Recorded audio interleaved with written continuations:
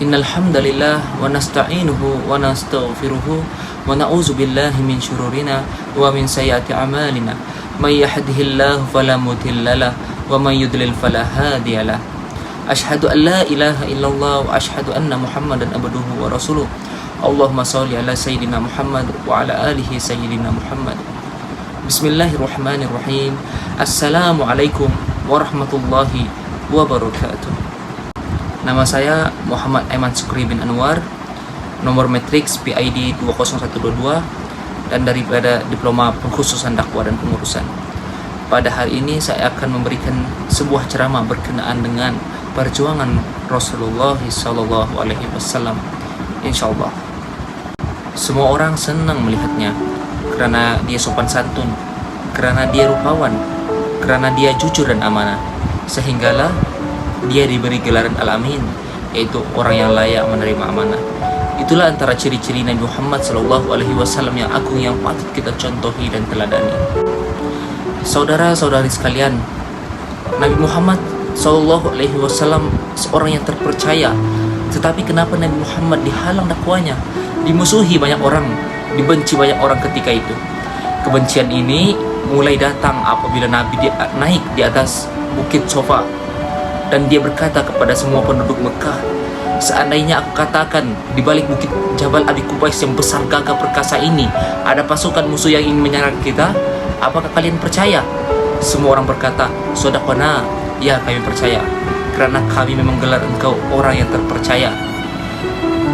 Seandainya aku katakan ada musuh yang akan menghantam dan menyerang kita semua, apakah kalian percaya?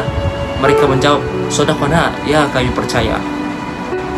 Dan seandainya aku katakan aku telah menerima wahyu daripada Allah Subhanahu wa Ta'ala, dan aku telah diperintahkan oleh Allah untuk menyeru kita semua untuk menyembah Allah yang satu, apakah kalian akan percaya? Di situlah kebencian dan perlawanan mulai datang, bukan dari orang lain, bukan dari orang asing, bukan dari musuh, bukan dari lawan, tetapi keluarga terdekat Rasulullah SAW sendiri. Seseorang berkata, celakalah engkau Muhammad, apakah untuk ini sahaja kukumpulkan kami pada hari ini? Teriaknya. Segera ia mengambil batu hendak melempar Nabi Muhammad SAW. Sementara itu Nabi diam sejenak karena suasana menjadi gaduh. Dengan muka merah padam, Abu Lahab melanjutkan, sama sekali belum pernah aku melihat orang yang datang pada keturunan orang tuanya dan kaumnya yang lebih keji daripada apa yang engkau tunjukkan itu. Pada saat itulah turunlah wahyu kepada Nabi Muhammad SAW. Tabbat siada Abi Lahab wa tab. Celakalah kedua tangan Abu Lahab dan sangat celakanya. Surah Al-Lahab.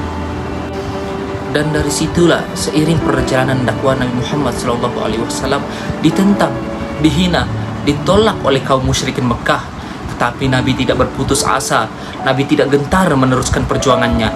Nabi diberikan tawaran harta, pangkat, dan wanita untuk meninggalkan jalan dakwah Nabi.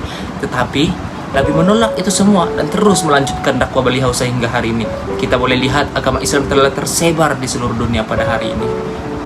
Rekan-rekan sekalian, pada suatu hari Nabi berjalan kaki dan Nabi tiba di suatu tempat, tetapi dia tidak diterima di tempat itu.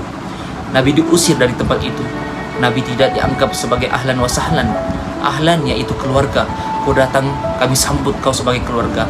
Sahlan, mudah, kau datang urusanmu mudah. Tetapi Nabi tidak dianggap sebagai keluarga, tidak disambut sebagai ahlan wa sahlan, tetapi Nabi dianggap sebagai musuh.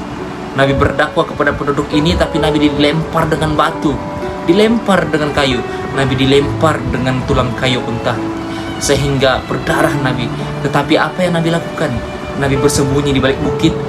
Nabi angkat kedua tangannya lalu dia berdoa kepada Allah, ya Allah, kepada engkau sahaja aku mengadukan kelemahanku, ketidakberdayaanku. Aku hina di tengah mereka, ya Allah. Kalau aku dulu ada tempat bergantung, ada tempat bersandar, ada tempat mengadu, hari ini hanya engkau sahaja, ya Allah. Datanglah malaikat, malaikat penjaga seluruh bukit di dunia. Kau tunjuk mana bukit yang paling besar, ya Muhammad, akan kutimpakan kepada mereka. Hati yang luka kebiasaannya akan marah, akan kecewa, tetapi tidak terjadi dengan Nabi Muhammad SAW. Tapi apa yang Nabi katakan? Nabi berdoa, ya Allah, keluarkanlah dari tulang sulbi mereka Keluarkanlah anak cucu mereka yang akan menyembah Engkau.